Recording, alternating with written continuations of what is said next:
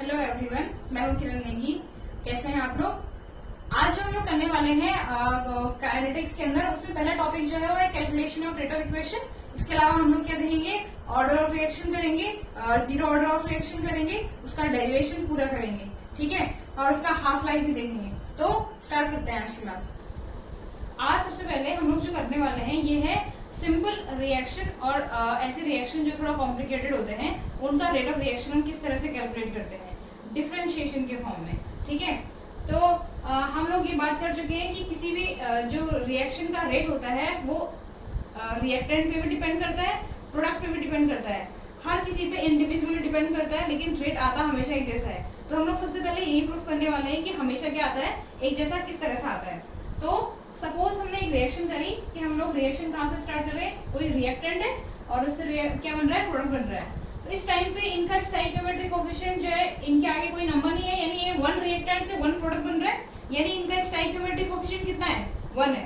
तो अगर हम लोग इस रिएक्शन को देखिए तो माना जब टाइम 0 सेकेंड था, जब रिएक्शन स्टार्ट हो रही थी, तो आर का कंसंट्रेशन कितना है, A0 है, जिस टाइम प्रोडक्ट का कितना होगा 0। टी टाइम के बाद यानी टी सेकेंड्स के बाद जो रिएक्टेंट है वो कितना बचा है, A0 माइनस एक्स, यानी एक्स जो कंसंट्रेशन है वो जो यहाँ से कम हुआ है किस में चेंज हो गया होगा, प्रोडक्ट में। कुछ इस तरह से आई बात समझ में, A0 में से हम x माइनस कर रहे हैं, यानी रिएक्टेंट का कंसंट्रेशन डिक्रीज हो रहा है इतना अमाउंट में, जो कि किस में कन्वर्ट हो गया होगा, प्रोडक्ट में। तो ये हमारे पास रिएक्शन है। अगर हमें रेट ऑफ रिएक्शन निकालनी हो रिएक्टेंट के टर्म में, जब हमें रेट ऑफ रिएक्शन निकालनी होगी रिएक्टेंट के टर्म में, तो रेट यानी R इक्वल्स टू क्या होगा, minus D R by D T. अब हमें पहला आंसर ये लेना है कि हमने यहाँ पे रेट ऑफ रिएक्शन जो दिया है, ठीक है। इसको हम लोग आगे जब इसको सॉल्व करेंगे उसके बाद ये चीज एक्सप्लेन होगी। अगर आपको पता है तो इसको कमेंट करिएगा, ठीक है। तो इसको एक्सप्लेन करते हैं। तो जो R है, R क्या होगा, डिफरेंस इन द कंसंट्रेशन, कितना चेंज आया कंसंट्रेशन में। तो डिफरेंस निकालने के लिए हम क्या करते हैं, final concentration minus initial concentration, क्या हो जाएगा ये, माइनस फाइनल कितना है A0 माइनस एक्स, और माइनस क्या होगा जितना इनिशियल है, इनिशियल कितना है A0 अपॉन dt। t कितना चेंज हो रहा है, t माइनस 0, यानी t आएगा। तो बताइए कितना हो जाएगा ये, A0 से A0 कट जाएगा, ये आ जाएगा माइनस एक्स बाई टी, ये जाएगा x अपॉन टी। अगर हमने ये माइनस नहीं लगाया होता तो हमारा जो रेट ऑफ रिएक्शन आ रहा होगा रिएक्टेंट के टर्म में वो निगेटिव आ रहा होता है, और रेट कभी निगेटिव नहीं होता। उस निगेटिव ताकि वो रेट ऑफ रिएक्शन निगेटिव ना हो, इसलिए हम लोग पहले से यहाँ पे क्या लगाते हैं, जब भी कंसंट्रेशन डिक्रीज हो रहा होता है निगेटिव लगाते हैं। आई बात समझ में। ऐसे अगर हम प्रोडक्ट के टर्म में निकालते तो क्या आता, D P upon D T, क्या आता है यहाँ से, फाइनल माइनस इनिशियल, यानी x minus 0 upon t minus 0, क्योंकि टाइम में सेम आ रहा है, t से 0 से t की तरफ आया, यानी फाइनल कितना हो जाएगा t, इनिशियल कितना है 0, तो क्या होगा x अपॉन t। तो हमें क्या पता चल रहा है, चाहे हम रिएक्टेंट के टर्म में निकाले चाहे प्रोडक्ट के टर्म में निकाले, हमेशा रेट ऑफ रिएक्शन क्या होता है, एक जैसे, ठीक है। तो इसका मतलब क्या है, इसका मतलब ये है कि अगर हम लोग रेट ऑफ रिएक्शन चाहे रिएक्टेंट के टर्म में निकाले प्रोडक्ट के टर्म में निकाले सेम आएगा। तो इसका समराइज हम कर देंगे कि इस रिएक्शन के लिए जो रेट होगा वो किसके बराबर होगा, माइनस डी आर। इस रिएक्शन के लिए जो रेट हो जाएगा वो क्या होगा, R equals to minus D R upon D T, जो इक्वल होगा किसके, plus D P upon D T, और जो लास्ट में किसके इक्वल आएगा, x अपॉन टी के। तो इस रिएक्शन के लिए ये क्या हो जाएगा, ओवरऑल रेट ऑफ रिएक्शन हो गई, ठीक है। अब हम लोग क्या करेंगे, थोड़ा स्टोइकियोमेट्रिक कोएफिशिएंट चेंज करेंगे, और उसके बाद देखेंगे क्या फर्क पड़ता है रेट ऑफ रिएक्शन पे डिफरेंशिएशन के टर्म में। हम लोग ये रिएक्शन सपोज कर रहे हैं, ठीक है। तो अगर इस रिएक्शन में देखेंगे तो इसका स्टोइकियोमेट्रिक कोएफिशिएंट रिएक्टेंट के लिए 2 है और प्रोडक्ट के लिए 3 है। हम लोग पढ़ने ये वाले हैं कि स्टोइकियोमेट्रिक कोएफिशिएंट किस तरह से रेट ऑफ रिएक्शन को इफेक्ट करता है, ये हम पढ़ेंगे इसमें, ठीक है। तो सबसे पहले हम लोग वही इसमें कंडीशन लेंगे कि जब टाइम क्या था होगा, 0 था होगा, उस टाइम पे माना इसका कंसंट्रेशन A0 है और इसका 0 है। आफ्टर टाइम t इसका कंसंट्रेशन कुछ कम इसको देखिए, after time T A not से कुछ कंसंट्रेशन कम होगा, माना हमने 2x कम हुआ है, तो 2x क्यों, एक ए का हमने x माना तो 2a का कितना हो जाएगा 2x, और वो कन्वर्ट किस में हुआ है b में, तो मान लिया वो 3x कन्वर्ट हुआ है, क्योंकि एक 2a से 3b बन रहा है, तो इससे 2x से क्या बन जाएगा, b के लिए 3x बनेगा। इसमें हम लोग ये चेंज भी कर सकते हैं, ठीक है। तो हम लोगों ने मान लिया है कि हम लोग 2x कंसंट्रेशन यहाँ से डिक्रीज हो गई, 3x बन गया किसके लिए, b के लिए, प्रोडक्ट के लिए। इस रिएक्शन का अगर हम लोग रेट निकालें सबसे पहले किसके टर्म में, रिएक्टेंट के टर्म में, तो क्या हो जाएगा, रेट ऑफ डिसएपीरियंस ऑफ ए, क्या हो जाएगा, ये माइनस में आएगा, ठीक है, D A upon D D, ठीक है। अभी हम इसको सॉल्व करते हैं, माइनस में आएगा, इसका फाइनल कंसंट्रेशन कितना है, ए नॉट माइनस 2x, ये माइनस होगा किससे, ए नॉट से, और डिवाइड होगा डी डी, ए नॉट से ए नॉट कट जाएगा, आंसर क्या आएगा, ऐसे डी डी क्या हो जाएगा, टी माइनस 0, तो ये हो जाएगा 2x अपॉन टी प्लस में, ठीक है, रिएक्टेंट के टर्म में। ऐसे अगर हम रेट ऑफ अपीयरेंस निकालें, rate of appearance of B, B कितना अपीयर हो रहा है, तो उसको कितना हो जाएगा, प्लस में आएगा, क्योंकि अपीयर यानी बढ़ रहा है, तो ये हो जाएगा 3x माइनस 0 अपॉन टी, यानी 3x अपॉन टी। तो एक चीज देखिए, इस बार में चेंज दिख रहा है, इस बार जो ए मतलब रिएक्टेंट और प्रोडक्ट है दोनों का रेट डिफरेंट दिख रहा है। इसको बैलेंस करने के लिए हम लोग क्या करते हैं, यहाँ पे आता है स्टोइकियोमेट्रिक कोफिशिएंट का रोल। हम लोग स्टोइकियोमेट्रिक कोफिशिएंट के इनवर्स को मल्टीप्लाई करते हैं रेट के साथ, ताकि रेट जो है वो रिएक्टेंट के टर्म में, प्रोडक्ट के टर्म में क्या है, सेम आए। तो जैसे स्टोइकियोमेट्रिक कोफिशिएंट रिएक्टेंट के लिए कितना है 1, इसका इनवर्स कितना हो जाएगा 1/2, तो इसको अगर हम 1/2 से क्या करेंगे, मल्टीप्लाई करेंगे, तो 2 से 2 कट जाएगा, कितना जाएगा x अपॉन t। ऐसे क्या होता है, इसके लिए क्या होगा 1/3 होगा, और 3 से 3 कटेगा, ये भी क्या आएगा x अपॉन t। अब आ रहा है सेम, यानी स्टोइकियोमेट्रिक कोफिशिएंट का इनवर्स को हम लोग क्या करते हैं, रेट से मल्टीप्लाई करते हैं, ताकि रिएक्शन क्या हो, रिएक्शन के लिए रेट हमेशा सेम आए। इसीलिए इस तरह की रिएक्शन जिनमें स्टोइकियोमेट्रिक कोफिशिएंट 1 के अलावा कुछ और होता है, उनके लिए हम लोग जो रेट आता है वो किस तरह से आता है, ये ओवरऑल रेट है, वो क्या आएगा, minus 1/2 D A upon D D, जो इक्वल होता है किसके, 1/3 D B upon D T, और ये दोनों आपस में इक्वल किसके होते हैं, x/t, ठीक है। x अपॉन टी क्या होता है, इसका रेट 1/2 क्यों मल्टीप्लाई हुआ वो हम देख चुके हैं, ताकि रेट दोनों के लिए सेम रहे। उस केस में स्टोइकियोमेट्रिक कोफिशिएंट का इनवर्स क्या होता है, रेट से क्या होता है, मल्टीप्लाई होता है, तब जाके रेट ऑफ डिसएपीयरेंस किसके इक्वल होता है, rate of appearance of the product.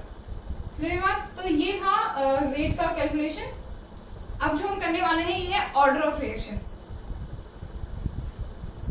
अब हम लोग जो करने वाले हैं ये order of reaction. Order of reaction को कैसे कैलकुलेट करते हैं, देखिए, तो ऐसे रिएक्शन जो थोड़ा सा कॉम्प्लेक्स हो, जैसे हमने मान लिया एक्स ए रिएक्शन कर रहा है वाई बी से, और इससे कुछ प्रोडक्ट बन रहा है, तो इस केस में हम लोग इसके लिए रेट लॉ निकालेंगे। रेट लॉ क्या बोलता है, आर बराबर क्या हो जाएगा, के ए की पावर क्या होगा एक्स, और बी की पावर क्या हो जाएगा y, ठीक है। तो इनका सम, जो इनके एक्सपोनेंट है उनका जो सम होता है उसको ऑर्डर बोलते हैं। ऑर्डर क्या होता है, रेट लॉ में, किसी भी इक्वेशन में नहीं बल्कि रेट लॉ में जो मोलर कंसंट्रेशन का एक्सपोनेंट होता है उनके सम को क्या बोल देते हैं, उनके सम को उस रिएक्शन का ऑर्डर कहते हैं, यानी द सम ऑफ एक्सपोनेंट क्या हो जाएगा, power of molar concentration of reactant in rate law. ये बहुत ही इंपॉर्टेंट पॉइंट है कि रेट लॉ में ही ऐसा होगा। ऐसा नहीं होगा कि हम किसी भी रिएक्शन को देख के उसको ऑर्डर बता सकते हैं। जब उसका रेट लॉ आएगा फिर हम उस रेट लॉ के हिसाब से उसके एक्सपोनेंट को सम करेंगे, जिससे हमें उस रिएक्शन का ऑर्डर पता चलता है, ठीक है, of reactant in a rate law, ठीक है, the sum of exponent of mole concentration of reactant in rate law is its order is ordered for that reaction अब मैं ऐसा क्यों बोल रही हूँ? एक्चुअली जो ऑर्डर होता है किसी भी रिएक्शन का वो एक्सपेरिमेंटली क्या होता है, मेजर किया जाता है। इसको हम किसी भी बैलेंस इक्वेशन से मालूम नहीं कर सकते हैं, ठीक है। अगर हमारे पास कोई रिएक्शन है, हमने बोल दिया उसके हिसाब से इसका रेट ऑफ, इसका ऑर्डर जो है वो 2 आ रहा है, 3 आ रहा है, कुछ भी आ रहा है, तो ये रियल नहीं होता है, ये चेंज हो सकता है, ठीक है। इसलिए हमेशा अगर हमें एक्यूरेट ऑर्डर पता करना है तो उसके लिए हम लोगों को एक्सपेरिमेंटली गिवन क्या होता है, रेट लॉ को देखना होता है, फिर उसमें उसके एक्सपोनेंट के सम को हम क्या बोल देते हैं, ऑर्डर बोल देते हैं। बात क्लियर हुई, ठीक है। तो ये इंपॉर्टेंट है कि ऑर्डर जो होता है वो एक तरह का क्या होता है, एक्सपेरिमेंटली कैलकुलेट क्या होती है, क्वांटिटी होती है। बात क्लियर हुई। तो जो ऑर्डर होता है हम लोग निकालते हैं, ये इसकी वैल्यू क्या हो सकती है, कुछ भी हो सकती है, 0 भी हो सकती है, 1 भी हो सकती है, 2 भी हो सकती है, इवन ये फ्रैक्शन में भी हो सकता है, यानी 1/2, 3/2, 5/2 इस तरह के वैल्यू भी हमारे पास ऑर्डर की हो सकती है। इसीलिए हम लोग इसको हमेशा क्या करते हैं, एक्सपेरिमेंटली वेरीफाई करते हैं। बात क्लियर हुई। जो सबसे पहले हम लोग पढ़ने वाले हैं ये है जीरो ऑर्डर रिएक्शन। ऐसी रिएक्शन जिसमें जिस रिएक्शन का रेट जो होता है उसके कंसंट्रेशन यानी मोलर कंसंट्रेशन पर डिपेंड नहीं करता। अब मैं ये कैसे बोल रही हूँ, अगर हम लोग किसी रिएक्शन को देखें कि जैसे ए से क्या बन रहा है, प्रोडक्ट बन रहा है, तो ऐसा पॉसिबल है कि हम उसको देख के बता दें ये जीरो ऑर्डर का है। क्यों? अगर जीरो मतलब क्या होगा कि इसके रेट लॉ में उसकी पावर क्या आ रही होगी, जीरो आ रही होगी। ऐसा हो सकता है कि बिना रिएक्टेंट के प्रोडक्ट बन जाए, रिएक्टेंट कम से कम चाहिए तो होंगे प्रोडक्ट बनने के लिए। लेकिन अगर हम लोग किसी भी बैलेंस केमिकल इक्वेशन से ऑर्डर निकाल पाते तो जीरो ऑर्डर कभी आता ही नहीं, क्योंकि ऐसा कभी पॉसिबल नहीं है कि मोलर कंसंट्रेशन रिएक्टेंट का क्या है, जीरो आए। ठीक है, इससे ये पता चलता है कि ऑर्डर जो होता है एक तरह से एक्सपेरिमेंटली कैलकुलेट की जाती है। ठीक है, तो हम लोग जनरल एक रिएक्शन मान रहे हैं, माना कोई रिएक्शन है जिसमें ए रिएक्टेंट और उससे क्या बन रहा है, पी प्रोडक्ट बन रहा है। ठीक है, तो इसमें टाइम जब क्या होगा, जीरो होगा, उस टाइम पे इसका कंसंट्रेशन मान लिया हमने ए नॉट है, जो किसमें उस टाइम पे प्रोडक्ट का कंसंट्रेशन जीरो है। After time T A not का कंसंट्रेशन जो है वो 80 रह गया। ठीक है, कुछ ना कुछ चेंज आया होगा, हमने मान लिया कि वो फाइनल चेंज 80 है, और कुछ प्रोडक्ट में चेंज हुआ है जिसको हमने बी टी मान लिया। ठीक है, प्रोडक्ट के कंसंट्रेशन से कोई मतलब नहीं रहेगा, हमें केवल रिएक्टेंट को देखना है। तो रिएक्टेंट में क्या हुआ कि स्टार्टिंग का कंसंट्रेशन ए नॉट है, जो आफ्टर टाइम टी किसमें चेंज हो गया है, ए टी में चेंज हो गया है। तो इसके लिए हम देखेंगे, तो इसका हम रेट दो तरह से निकाल सकते हैं। एक तो हम लोग निकाल सकते हैं डिफरेंशिएट इक्वेशन से, दूसरा हम निकाल सकते हैं किससे, रेट लॉ से। ठीक है, तो हम निकाल के देखते हैं। पहला अगर हम लोग डिफरेंशिएशन से निकालते हैं तो R इक्वल्स टू क्या होगा, माइनस DA अपॉन DT, ये हुआ रिएक्टेंट के टर्म में। अगर हम रेट लॉ से निकालते हैं तो क्या आता है, KA, और क्योंकि ये जीरो ऑर्डर है तो A की पावर क्या होगी, जीरो। दोनों केस में हम रेट निकाल रहे हैं, हमने इसको मान लिया इक्वेशन 1 और इसको मान लिया इक्वेशन 2। अब इन दोनों को इनको हम इक्वल रख सकते हैं क्योंकि दोनों तो रेट ही है, रेट हमेशा एक जैसे होता है, किसी भी गिवन रिएक्शन का रेट तो एक जैसे ही होता है, इसलिए हम इन दोनों को इक्वल रख देते हैं। तो क्या आएगा, माइनस DA अपॉन DT किसके इक्वल हो जाएगा, के A की पावर 0। A की पावर 0 है, किसी भी नंबर का जब पावर 0 होता है तो उसकी वैल्यू कितनी जाती है, 1, यानी पूरा हट के इसमें 1 आ जाएगा, तो K इंटू 1 K आएगा। तो यानी इक्वेशन कुछ इस तरह से बन जाएगी, माइनस DA अपॉन DT इसके इक्वल हो जाएगा K की। ठीक है, इस dt को हम अब इसको सॉल्व करने के लिए, डिफरेंशिएशन को सॉल्व करने के लिए हम लोग क्या करेंगे, इसको काटने वाला इंटीग्रेशन यूज करेंगे। डिफरेंशिएशन को हटाना कौन है, इंटीग्रेशन। ठीक है, तो इसको इंटीग्रेट करते हैं हम। इंटीग्रेट करने के लिए किसी के रिस्पेक्ट में इंटीग्रेट किया जाता है तो dt लिया आता है, तो dt यहाँ भी मल्टीप्लाई होगा और यहाँ भी मल्टीप्लाई होगा, यानी कुछ इस तरह से बन जाएगा, minus DA by DT multiply by DT, और इस तरफ भी K DT।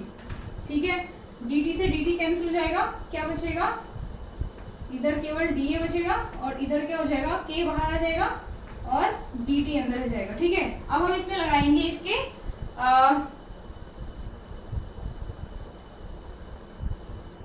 इसमें हम लगाएंगे लिमिट कंसंट्रेशन के लिए कितना होगा 80 से A0 और टाइम के लिए जिसका भी इंटीग्रेशन कर रहे हैं टाइम का क्या होगा 0 से t। तो ये कुछ इस तरह से कन्वर्ट हो जाता है, इंटीग्रेशन से d कट जाएगा, यहाँ बचेगा a और इस पर लगा देंगे हम लिमिट A0 से AT। ऐसे यहाँ k के साथ होगा, t पे लगाएंगे हम लिमिट टाइम का 0 से t। तो ये आ जाता है AT माइनस A0 जो इसके इक्वल होगा AT माइनस 0 के।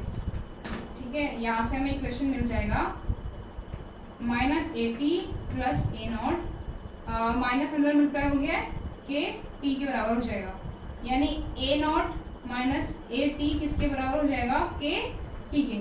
यहाँ से हमारे पास जीरो ऑर्डर के लिए इंटीग्रेटेड रेट इक्वेशन मिल जाती है जो क्या होती है k equals to 1/t A0 minus AT। ये क्या है इंटीग्रेटेड रेट इक्वेशन है किसकी जीरो ऑर्डर की, किसके टर्म में रेट कांस्टेंट के टर्म में जो हमने डिराइव करके दे दिया। ठीक है, अब हम इसी रेट इक्वेशन के लिए हम लोग ग्राफ बनाएंगे। ठीक है, इसका ग्राफ बनाने के लिए अगर हम जीरो ऑर्डर के लिए ग्राफ बनाना चाह रहे हैं तो हमें इक्वेशन लेनी पड़ेगी। हमने यहाँ से उठा ली इक्वेशन। ठीक है, क्या आया था हमारे पास A0 AT is equals to क्या होगा KT। इसको हम लिखेंगे किस तरह से y equals to mx plus c के फॉर्म में। तो इस AT को हम आगे लाते हैं क्योंकि हमें AT के टर्म में निकालना होता है फाइनल कंसंट्रेशन के टर्म में। इसको यहाँ भेजेंगे, क्या आएगा माइनस AT बराबर क्या आ रहा है KT माइनस A0। इस माइनस को मैं इधर जाके मल्टीप्लाई कर दूं तो क्या बन जाएगा AT बराबर हो जाएगा माइनस KT प्लस A0। अगर आप इस इक्वेशन को ध्यान से देखें तो ये किसकी तरह लिखता है ग्राफिकल इक्वेशन जो क्या होता है y equals to mx plus c। इसके लिए तो हमेशा जो ग्राफ बनता है वो x और y कोऑर्डिनेट के बीच में बनता है। तो यहाँ x क्या हो जाएगा t, तो हम इधर को क्या लिख देंगे t, y क्या हो जाएगा AT, इधर को हम क्या लिखेंगे AT। तो इसमें हम लोग पहले कोऑर्डिनेट ढूंढते हैं, कोऑर्डिनेट कौन से पॉइंट जहां से हमें ग्राफ खींचना है। तो ये ग्राफ पहले देख रहे हैं हम, इसका स्लोप जो आएगा वो पॉजिटिव आ रहा है निगेटिव आ रहा है। तो स्लोप क्या होता है m को स्लोप बोलते हैं, यानी x को छोड़ के उसमें जो जितना बच जाता है वो स्लोप होता है। तो t को छोड़ के जितना बच रहा है क्या बच रहा है माइनस के, निगेटिव आ रहा है। तो स्लोप जो होगा वो निगेटिव यानी डिक्रीजिंग ऑर्डर पे जाएगा। ठीक है, इसको क्या बोल देंगे स्लोप, और स्लोप की वैल्यू कितनी है m जो होगा जो स्लोप होगा उस किसके बराबर हो जाएगा माइनस k के बराबर। ठीक है, ये टकराएगा किससे t से। अब जो ये कोऑर्डिनेट होता है हम इनको भी मेजर कर सकते हैं। कोऑर्डिनेट को निकालने का तरीका क्या होता है, इस कोऑर्डिनेट के लिए AT क्या होगा 0, तो पहला कोऑर्डिनेट क्या आ गया 0। अगर हम इस इक्वेशन में AT 0 रखें, इस इक्वेशन में AT 0 रखें तो t की वैल्यू क्या आएगी, क्या आ जाएगा 0 equals to KT minus A0। तो KT इक्वल्स टू क्या आएगा A0, तो t इक्वल्स टू क्या आ रहा है A0 अपॉन k। तो 0 और क्या आएगा A0 अपॉन k, ये इसके कोऑर्डिनेट हो गए। ऐसे हम इसको कोऑर्डिनेट निकालेंगे, इस लाइन के लिए क्या होगा t 0 होगा तो पहला कोऑर्डिनेट इसका क्या आएगा 0। और जब हम t 0 रखेंगे तो इसी इक्वेशन में अगर हमने t 0 रख दिया तो AT बराबर क्या आएगा A0, तो दूसरा कोऑर्डिनेट क्या हो जाएगा इसका A0। तो इस तरह से यहाँ इस सारी लाइन की कोऑर्डिनेट हो गए 0 A0 और इसकी कोऑर्डिनेट हो गए 0 A0 अपॉन k। इस तरह से ये क्या हो गया ग्राफ हो गया किसके लिए। तो हम लोग करने वाले हैं half life zero order reaction के लिए। तो हाफ लाइफ होती क्या है, तो किसी भी रिएक्शन को आधा कंप्लीट होने में जितना टाइम लगता है, आधा कंप्लीट होने में जितना टाइम लगता है वो क्या कहलाता है उसका हाफ लाइफ कहलाता है। ठीक है, हाफ लाइफ पीरियड यानी टी के टर्म में निकालेंगे। तो इसको निकालने के लिए सबसे पहले हम लोगों को टाइम जो होगा वो क्या लेना पड़ेगा आधा। जब रिएक्शन क्या हो रही होगी 50% हो रही है यानी टी इक्वल्स टू क्या लगेगा टी हाफ। और जो हमारे पास लास्ट में कंसंट्रेशन जो फाइनल कंसंट्रेशन होगा, क्योंकि हमें तो रिएक्शन आधी करनी है तो इसका जो फाइनल कंसंट्रेशन हो जाएगा वो क्या हो जाएगा स्टार्टिंग का आधा हो जाना चाहिए। फाइनल नहीं चाहिए हमें, रिएक्शन कंप्लीट होने के बाद कंसंट्रेशन नहीं चाहिए। हाफ लाइफ के लिए हमें जो कंसंट्रेशन चाहिए फाइनल वो क्या होना चाहिए इनिशियल का आधा होना चाहिए। ये दो टर्म हम पुट कर देंगे किसमें जीरो ऑर्डर रिएक्शन में, और वहां से हमें हाफ लाइफ टाइम के लिए क्या मिल जाएगा इक्वेशन मिल जाएगा। तो हमारे पास इक्वेशन क्या थी E0 minus AT is equals to KT। ये हम लोगों ने जब डिराइव कर रहे थे वहां मिला था हमें। तो हम लोग एटी की जगह पे ए नॉट अपॉन टू रख देंगे और टी की जगह पे टी हाफ रख देंगे। तो क्या आएगा A naught minus A naught upon T equals to K T 1/2। अब जो ये ए टी है ये ए नॉट बाई टू है नहीं है, ठीक है। अब इसको हम माइनस करेंगे तो कितना आएगा, 1 में से हाफ गया, हाफ ही बचता है। तो क्या बचेगा यहाँ पे ए नॉट अपॉन टू किसके इक्वल हो रहा है, के टी हाफ के। यहाँ से हमें टी हाफ मिल जाएगा जो हमें निकालना है, हाफ लाइफ टाइम पीरियड। तो टी हाफ इक्वल्स टू कितना आएगा, जीरो ऑर्डर रिएक्शन के लिए ए नॉट अपॉन टू के। ये इक्वेशन आ गई किसके लिए, जीरो ऑर्डर रिएक्शन के लिए टी हाफ की इक्वेशन क्या होगी, ए नॉट अपॉन टू के। और हमें इससे क्या पता चला, इससे हमें ये पता चल रहा है कि जो जीरो ऑर्डर रिएक्शन है उसका जो टाइम पीरियड है वो किस पे डिपेंड करता है, उसके इनिशियल कंसंट्रेशन पे डिपेंड करता है। उसका जो हाफ लाइफ टाइम पीरियड होता है वो इनिशियल कंसंट्रेशन पे डिपेंड करता है। आज की क्लास में हम यह करेंगे, अगली क्लास में हम लोग फर्स्ट ऑर्डर से स्टार्ट करेंगे, ठीक है। ओके।